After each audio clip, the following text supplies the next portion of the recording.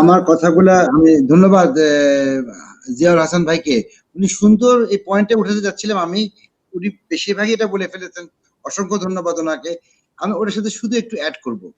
আমরা আপনি আমাদের প্রিয় বন্ধু ফরহাদ হোসেন ভাই, উনি কিন্তু সশরীরে ইরান এম্বাসিতে গিয়েছিলেন এবং উনি ওখানে ওই উচ্চপদস্থ ইরানিয়ান লোকদের সাথে দেখাও করেছেন এবং ধন্যবাদও জানিয়েছেন বাংলাদেশের জনগণের তরফ থেকে একজন প্রফেসর হিসেবে, এবং ওখানে উনি সাইনও করে এসেছেন এবং উনি চাক্ষুষ দেখে এসেছেন কি পরিমাণ লোক ওখানে যায় এবং বাংলাদেশের কি পরিমাণ সাপোর্ট। সুতরাং সেই ক্ষেত্রে বাংলাদেশের সরকারের, আমি কোনো পজিশনে নাই কোনো প্রকার সরকারের সমালোচনা করা, আমি শুধু অনুরোধ করছি, কিছু সাজেস্ট করছি যে আমাদের কি উচিত ছিল না কিছু ডিপ্লোম্যাটিক ল্যাঙ্গুয়েজ ইউজ করা, যেমন কনস্ট্রেন রিস্ট্রেন, যে দুইটা প্রতিম ভাইয়ের সাথে যুদ্ধ বিগ্রহ হচ্ছে, আমরা আসুন বসে কথা বলি। আমরা একদম সরকারকে নীরব দেখেছি, এটা ঠিক, একদমই কমপ্লিটলি নীরব। এবং শুধু নীরব না, প্রথম দিকে বাংলাদেশের দর্শকদের মানে বাংলাদেশের সবার সমর্থন ইরানের প্রতি এখনো অনেক বেশি। আপনি অনলাইনে জরিপে যান না, আমি টকশো করাই ছেড়ে দিব, আমি আসবো না কোনোদিন টকশোতে যদি 85% এর নিচে আপনি জরিপ পান ইরানের পক্ষে ছাড়া।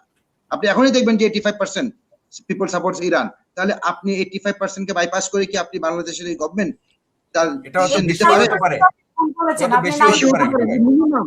হাসান ভাই, আমি মিনিমাম বললাম, এটা শিওর শর্ট জেনে আমি এটা বললাম যে 85 তো পাবেই। কেন টকশো করছি? কারণ মানুষ জানতে চায়, ঠিক আছে? মানুষ আর এখন বাংলাদেশের হাবিজাবি শুনতে চায়। আচ্ছা, আপনি আমাকে বলেন, আপনি খাল কেটে কুমির এনেছে কে? এই পরিকল্পনা আপনি আমাকে 2 মিনিট সময় দেন আপা। পরিকল্পনা করেছে কে? নেতানিয়াহু। আর তার সহোদর ভাই এটা কে ছিল? মোহাম্মদ বিন সালমান, তারপর মোহাম্মদ বিন জাবেদ, আরব আমিরাতের। এরা তো এখনো অস্থির হয়ে আছে এই রাজতন্ত্র, যে কোনো মূল্যে ইরানকে ধ্বংস করো বাবা, আমি কিছু দেখতে চাই না। এই জন্য তো যুদ্ধ দীর্ঘায়িত হচ্ছে।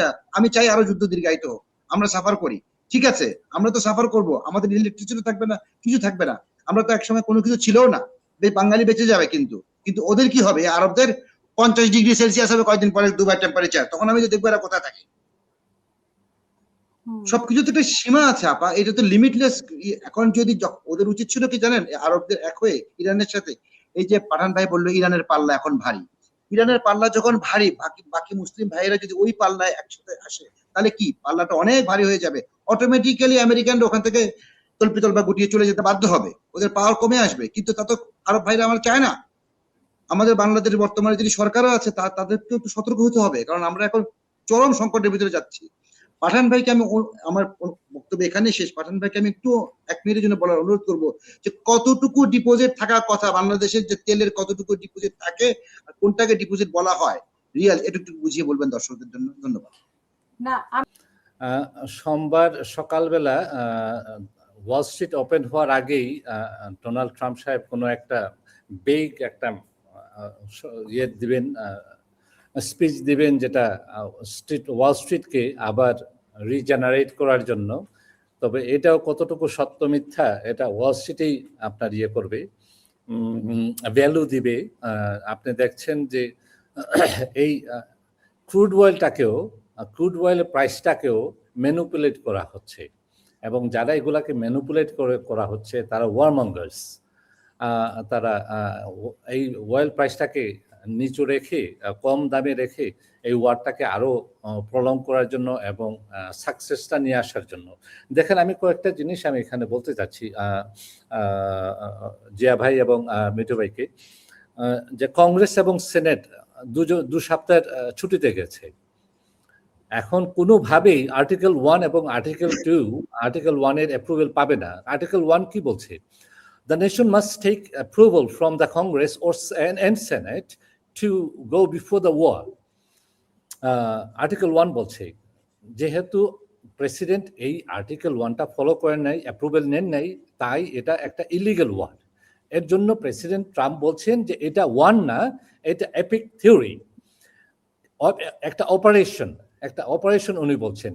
এবং এখানে আপনার গ্রাউন্ড ফোর্সকেও নামাতে পারছেন না, যেহেতু উনি ওয়ারের অ্যাপ্রুভাল পাননি, যেটা জুনিয়র বুশ করেছিলেন। আর্টিকেল 2 বলছে আবার যে if the executive power believe that the nation is an eminent threat, then only then the executive power can take action against any country and he might go on a war.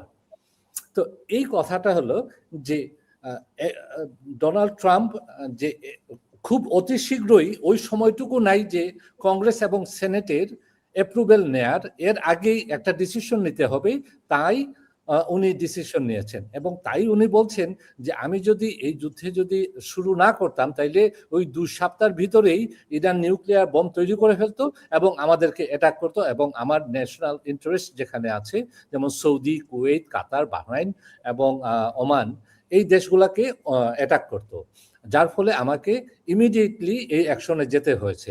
এর জন্যই উনি এটাকে war বলছেন না। দেখেন, Trump তো একজন ব্যবসায়ী, এবং ওনার যে নেগোসিয়েশন টিম জেরার্ড কুশনার এবং ডেভিড উইটকফ, ওনারা দুজনেই রিয়েল এস্টেট আপনার বিজনেসম্যান।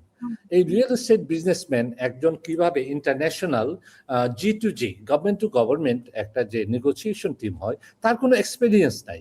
সেই এক্সপেরিয়েন্স ছাড়া এই দুজনকে অ্যাপয়েন্ট করা, এবং এত বড় যেই যুদ্ধটা আজকে ৪৭ বছর ৫০ বছর থেকে চলছে এবং ৭০ বছর থেকে চলছে ইসরায়েলের সাথে প্যালেস্টাইনের, এইটার একটা সমাধানে পাঠানো হয় political non experience person. What that means is যে খুব অতি শীঘ্রই আমরা ওই ভেনেজুয়েলার মাদুরোকে যেভাবে তুলে নিয়ে আসা হয়েছে, ঠিক সেভাবেই ইরানের আয়াতুল্লাহ খোমেনিকে হত্যার পর ইরানের ভিতরে যে একটা রেভলিউশনারি যে জানুয়ারিতে যেটা হয়েছিল, এই ধরনের একটা মানুষের রেসপন্স পাওয়া যাবে, এবং রেজা পাহলাভি শাহকে ওখানে নিয়ে পৌঁছানো হবে। এবং রেজা শাহ পাহলাভি উনি বলেছেন অলরেডি যে আমি যদি ক্ষমতায় আসি তাইলে এই যে নিউক্লিয়ার যত ফেসিলিটিস আছে সবকিছু ধ্বংস করে দিব, এবং আমি যদি আসি তাইলে যে শর্ট রেঞ্জ এবং লং রেঞ্জ যে ব্যালিস্টিক মিসাইলসগুলো আছে, ICBM আছে, এই যে ইন্টারকন্টিনেন্টাল ব্যালিস্টিক মিসাইল ICBM, এই যে ফেসিলিটিসগুলো আছে, প্রোডাকশনগুলো আছে, এই সবগুলোকে আমি ধ্বংস করে দিব। Excuse me. তার মানে কথা হলো এই যে আমার হাত পা সবকিছু ধ্বংস করে দিয়ে আমি পুরা বডিটাকে তোমার হাতে ন্যস্ত করে দিলাম, যেটা ওনার বাবাও করেছিলেন সেই 53 থেকে শুরু করে 1978 পর্যন্ত, আমি যদি ভুল না হয়। তো আমার মনে হয় যে আরেকটা উদ্দেশ্য এখানে, যে কেন চীন এবং রাশিয়া এবং নেটো কেন আসছে না, এই যুদ্ধে জড়িত হচ্ছে না। দেখেন এখানে যে 4টা দেশ, আমি 4টা দেশে এক্সাম্পল যদি দিই। প্রথম নাম্বার 1 ইজ ভেনেজুয়েলা, যে ওয়েল রিজার্ভে 325 billion barrel. Second is Saudi Arab হলো 280 billion barrel reserve. Number 3 Iran, number 4 Iraq. এই 4টার মধ্যে ভেনেজুয়েলা, সৌদি এবং ইরাক, এই 3টাই অলরেডি আপনার আমেরিকার হাতে বলতে পারেন। এখন এই ইরানও যদি চলে যায় তাহলে কি হবে, 60% ওয়েল সাপ্লাইটা চলে যাবে আমেরিকার হাতে। তখন আমেরিকা থেকে কিনতে হবে সারা বিশ্বকে, এবং সে ম্যানিপুলেট করতে পারবে যে কাকে কত দাম এই সারা বিশ্বের তেল কিনতে হবে। এবং এটা বড় ধরনের একটা বিজনেস, এবং যেটার উপর ডিপেন্ডেন্ট হয়ে যাবে চায়না, যেটার উপর ডিপেন্ডেন্ট হয়ে যাবে পুরো নেটো দেশগুলা।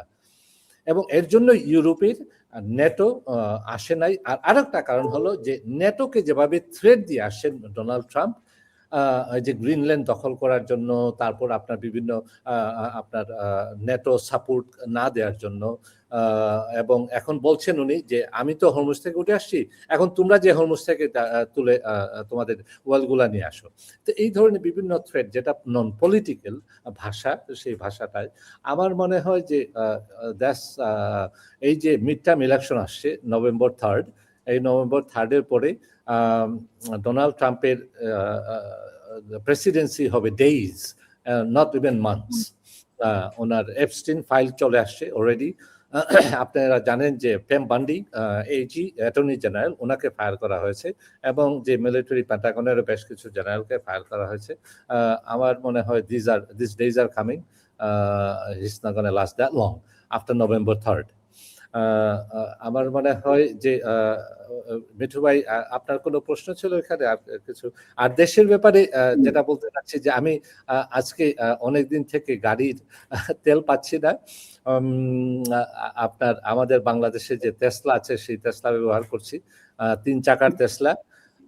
তিন চাকার টেসলাতে অনেক জায়গাতে যাওয়া যায় না, কিন্তু দ্যাটস ফান।